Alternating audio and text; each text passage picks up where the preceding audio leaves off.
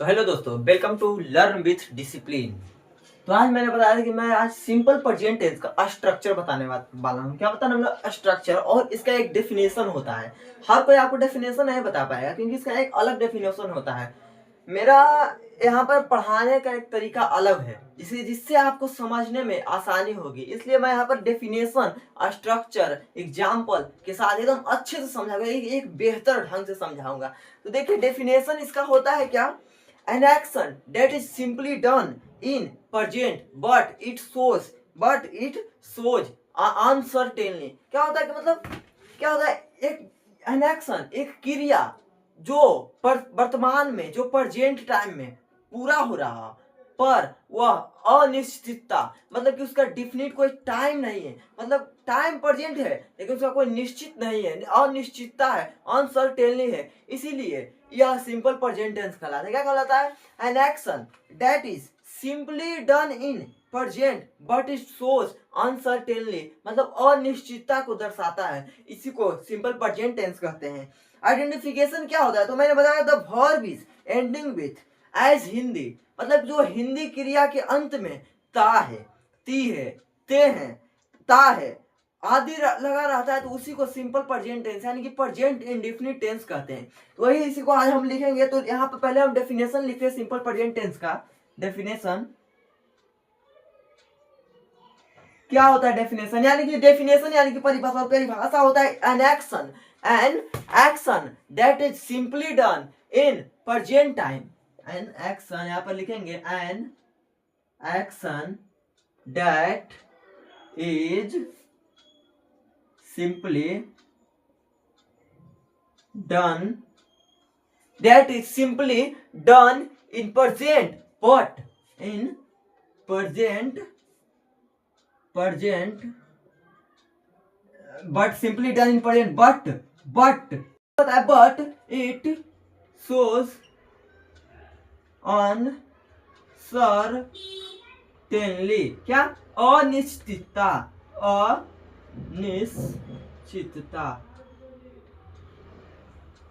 अनिश्चितता यानी कि जिसका कोई निश्चित नहीं होता है, उसी को यह दर्शाता है। इसीलिए इसको सिंपल प्रेजेंट टेंस कहते हैं। An action that is simply done in present but it shows uncertainly, अनिश्चितता को दर्शाता है, उसी को सिंपल प्रेजेंट टेंस कहते हैं। क्या कहते हैं? उसी को सिंपल प्रेजेंट टेंस कहते हैं। जैसा कि मैंने डेफिनेशन बताया कि इट शोज अनसर्टेनली, तो इसी के साथ अगला इसका स्ट्रक्चर जानता है। स्ट्रक्चर यानी कि ढांचा, यानी कि जिससे इसका सेंटेंस बनेगा। स्ट्रक्चर यानी कि ढांचा, जिससे इसका सेंटेंस बनेगा। कैसे इसका सेंटेंस बनता है? तो आइए देखते हैं। स्ट्रक्चर क्या होता है? स्ट्रक्चर, तो स्ट्रक्चर होता है सब्जेक्ट एस। यहाँ पर एस से हम सब्जेक्ट को डिनोट करेंगे। क्या करेंगे? सब्जेक्ट को निर्देशित करेंगे। निर्देशांक मतलब कि एक डिनोट, इंडिकेट करेंगे, निर्देशित करेंगे, संकेत देंगे। एस मतलब सब्जेक्ट, और यहाँ पर भी से वर्ब होगा, और मतलब भी से वर्ब, और ओ से ऑब्जेक्ट को डिनोट करेंगे। एकदम बेसिक से चलेंगे।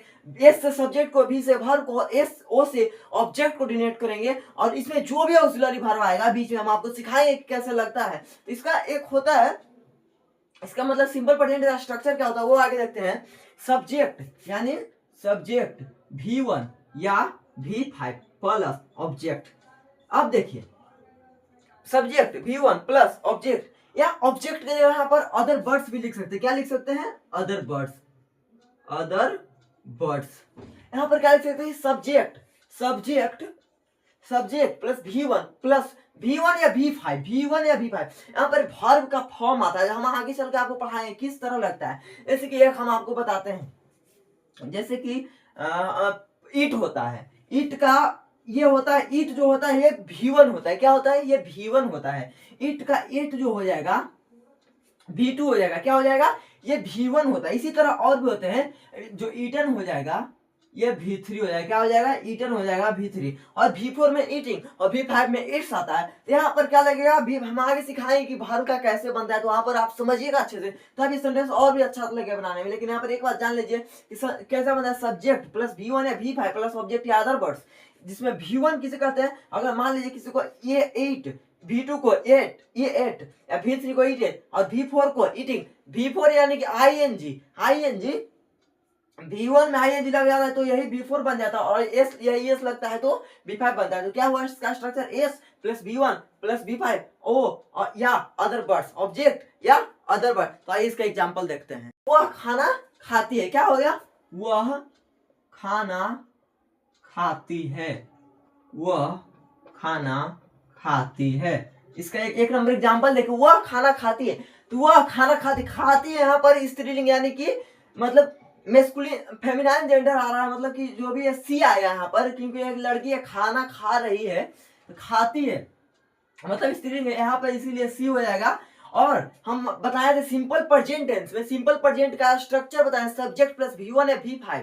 तो यहाँ पर क्या होगा, चूंकि ये सी है, थर्ड पर्सन के पर्सन में मैंने बताया था कि ही सी इट लगेगा, थर्ड पर्सन के अनुसार, थर्ड पर्सन के अनुसार यहाँ पर V5 लगेगा। अगर ये यहाँ पर फर्स्ट पर्सन होता तो उसके अकॉर्डिंग यहाँ पर V1 लगता, लेकिन अगर इसकी चूंकि ये थर्ड पर्सन है, यहाँ पर देखेगा कि V1 कब लगता है, जब ये फर्स्ट पर्सन और सेकंड पर्सन है, यानी कि आई बी और यू, फर्स्ट पर्सन और सेकंड पर्सन में V1 लगेगा, लेकिन जहां थर्ड पर्सन का प्रयोग होगा वहां पर V5 लगेगा, यानी कि खाना खाती है, खाना हो जाएगा खाती है, इसका हो जाएगा इट फूड, यानी सिर्फ लिख सकते हैं इट्स, लिख सकते हैं ऐसे, लेकिन इट्स फूड लिख रहे अच्छा होगा क्योंकि यहाँ पर V5 लग रहा है। तो क्या हो जाएगा, खाना खाती है, तो क्या हो जाएगा V5, क्योंकि थर्ड पर्सन है, वह सी थर्ड पर्सन है, इसीलिए सी इट्स, और यहाँ पर क्या हो जाएगा, फूड, क्या हो जाएगा, सी इट्स फूड। यहाँ पर समझिएगा कि आई बी, और यहाँ पर थर्ड पर्सन में तो मैंने वैसे बताया था कि दे भी आता है, लेकिन यहाँ पर एक बात और ध्यान रखिएगा